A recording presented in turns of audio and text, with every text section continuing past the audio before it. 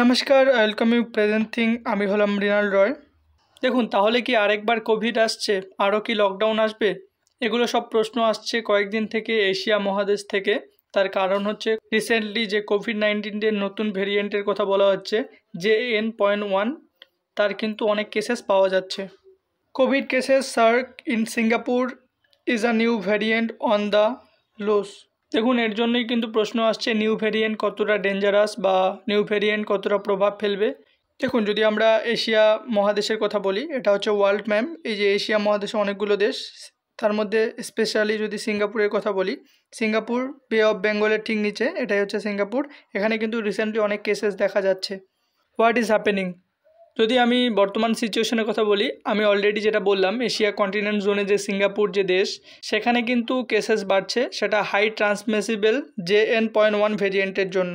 দেখুন, যদি বর্তমানে এই ভেরিয়েন্টের কথা বলা হয়, সেটি মাইল্ডে রয়েছে, কিন্তু হেলথ অথরিটি বিষয়টাকে ক্লোজলি অবজার্ভ করছে, কারণ এইভাবে রিসেন্ট ডেসে যতগুলো কেসেস আছে সেটা কিন্তু একটা চিন্তার বিষয়, আর এর ফলে হসপিটাল ওভারবার্ডেন হতে পারে।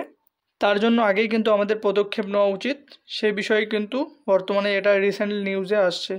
Current situation in Singapore. দেখুন, যদি কোভিড-19-এর কথা বলি, তাহলে হচ্ছে COVID-19 case number have sharply rises. যদি আমার বর্তমান সিচুয়েশনের কথা বলি, 27 এপ্রিল থেকে 3 মে সিঙ্গাপুরে recorded 14,200 new cases, 28% increases from the previous week. সত্যি এটা চিন্তার বিষয় যে প্রিভিয়াস ইয়ারে যেটা ছিল তার থেকে কিন্তু 28% ইনক্রিজ হয়েছে। আর যদি রিসেন্টলি 5 মে থেকে 11 মের মধ্যে দেখি, সেটা হচ্ছে জাম্প করে কিন্তু 25,900, অ্যাপ্রক্স 26,000, 26,000-এর মতো কিন্তু ডাবল কেসেস বেড়ে গেছে। আর তার পাশাপাশি হসপিটালাইজেশন রেটস অলসো ইনক্রিজ 30%। দেখুন, এটা কোনো ছোটো মোটো বিষয় না। হসপিটালাইজেশন যদি 30% ইনক্রিজ হয়, সেক্ষেত্রে কিন্তু অনেক হেলথ কেয়ার সিস্টেমে কিন্তু প্রেশার আসবে। একেবারেই 30% বৃদ্ধি পাওয়া মানে বিশাল ব্যাপার একটা। Asian continents country affected. Already আমি সিঙ্গাপুরের যে কথাটা বললাম, 14,000 থেকে একদম বৃদ্ধি পেয়ে ডবল হয়ে যাচ্ছিলো। তার পাশাপাশি কিন্তু হংকংয়ে কিন্তু লাস্ট উইকে যেটা হয়েছিল, উইকলি বেসিসে কিন্তু 1000-এরও বেশি কেস পাওয়া যাচ্ছে, আর তার সাথে 50 জনের কিন্তু মৃত্যু হয়েছে। এবং চায়নার ক্ষেত্রেও কিন্তু অনেক খবর পাওয়া যায় না, বাট চায়নার ক্ষেত্রে কিন্তু বাড়ছে। আর সবথেকে ভয়ানক বিষয় যদি আসে, সেটা হচ্ছে থাইল্যান্ডে কিন্তু 71,000 কেসেস কিন্তু দেখা যাচ্ছে 2025-এ, এবং মৃত্যুর সংখ্যা অনেক কম বোঝা যাচ্ছে, যেটা হচ্ছে 19 জন মৃত্যু হয়েছে। এবং সেটা যদি ইয়ং পপুলেশন বলা হয়, ইয়ং পপুলেশনের ক্ষেত্রে কিন্তু 30 থেকে 39 বছর বয়সে কিন্তু সেটা বেশি দেখা যাচ্ছে। তার পাশাপাশি যদি আমাদের প্রিয় ভারতের কথা বলা হয়, সেক্ষেত্রে কিন্তু ভারতে মাত্র 257টি কেসেস রয়েছে। তার মধ্যে কেরালা 69, মহারাষ্ট্র 44, তামিলনাড়ু 34। দেখুন, ভারতে ওরকম কিছু কেস নেই, কিন্তু আশেপাশে যেটা মহল দেখা যাচ্ছে তার জন্য কিন্তু আমাদের প্রিপেয়ার থাকতে হবে।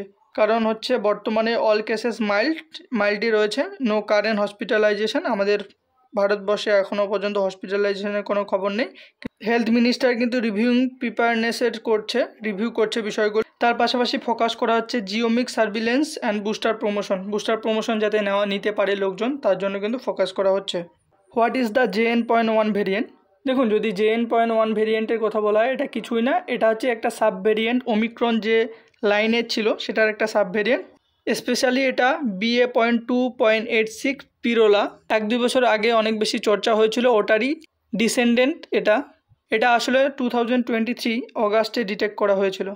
দেখুন, এটার যদি মিউটেশনের কথা বলা হয়, তাহলে JN.1 অনেক বেশি কিন্তু স্পাইক প্রোটিন মিউটেশন দেখা যাচ্ছে। আমরা যদি স্পাইক প্রোটিন মিউটেশনের কথা বলি, এটা হচ্ছে করোনা ভাইরাস, এগুলো কিন্তু স্পাইক প্রোটিন, এবং যত স্পাইক প্রোটিন থাকবে সেটা কিন্তু এটা ডেঞ্জারাস সাইন বলা চলে। কারণ দেখুন, স্পাইক প্রোটিন যদি বেশি হয়, সেক্ষেত্রে কী হয়, আমরা শরীরে যেটা ইমিউনিটি পাই সেটাকে কিন্তু একদম ইভেট করে দেয়, আর আমাদের বডিতে প্রবেশ করে যায়। দেখুন, এখানে 2 ধরনের মিউটেশনের কথা বলা হচ্ছে, L455S অ্যান্ড F456L। এটা কিন্তু আমাদের শরীরের সাথে বডিতে এন্টার করে, এর সাথে কিন্তু হিউম্যান শরীরে যে ACE2 রিসেপ্টার, ওটার সাথে কিন্তু অ্যাটাচ হয়ে যায়। প্রোটিন স্পাইক ACE2 এর অ্যাটাচ হয়ে বডিতে ঢুকে যায়।